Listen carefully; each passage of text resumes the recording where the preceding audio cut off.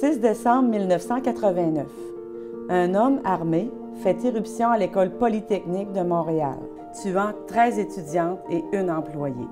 Ces jeunes femmes étaient tous des futurs ingénieurs, à une époque où elles étaient encore plus rares qu'aujourd'hui. Elles ont été visées parce qu'elles étaient des femmes, par un tueur qui nourrissait une haine particulière des féministes qui le rendait coupable d'avoir gâché sa vie. Cette tuerie, la plus meurtrière en milieu scolaire de l'histoire de notre pays, a laissé des traces. Personne n'en est sorti indemne. Chez les professionnels en soins de la FIC, le souvenir est encore vif.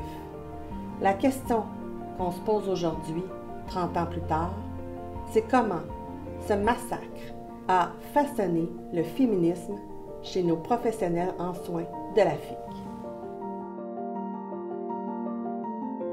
À cette époque-là, c'était les infirmières qui répondaient aux appels urgents au 911 et ce sont les infirmières qui ont été les premières à être interpellées avec ce qui se passait à la Polytechnique.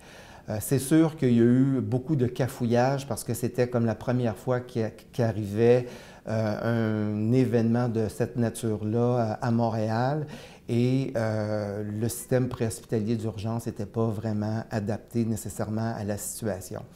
Ce qui en a résulté dans les faits, c'est une refonte du système préhospitalier d'urgence. Et malgré le fait que ce sont des femmes qui ont été victimes d'un tueur fou, je pense que ce sont encore des femmes qui ont fait les frais de toute la refonte du système préhospitalier d'urgence. Les femmes infirmières, des expertes en la matière, ont été tassées malgré les représentations que le syndicat de l'Alliance des infirmières de Montréal ont fait pour les maintenir en place, pour leur garder leur expertise, a fait en sorte que les décideurs ont décidé de les tasser complètement.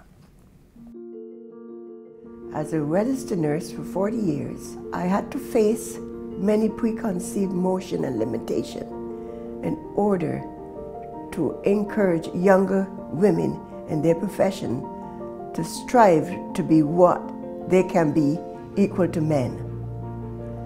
As a feminist, we need to show our capability in doing what we can do equal to men and have the confidence and stretch the limits and the barriers in order for women to recognize that they too can be equal to men. And we need to stand together as professional women and do what we have to do to show that men, we can do their position and play their roles as well. Moi, quand je passe à la Polytechnique, ça me rappelle qu'une femme peut faire n'importe quel métier, tout ce qu'elle désire.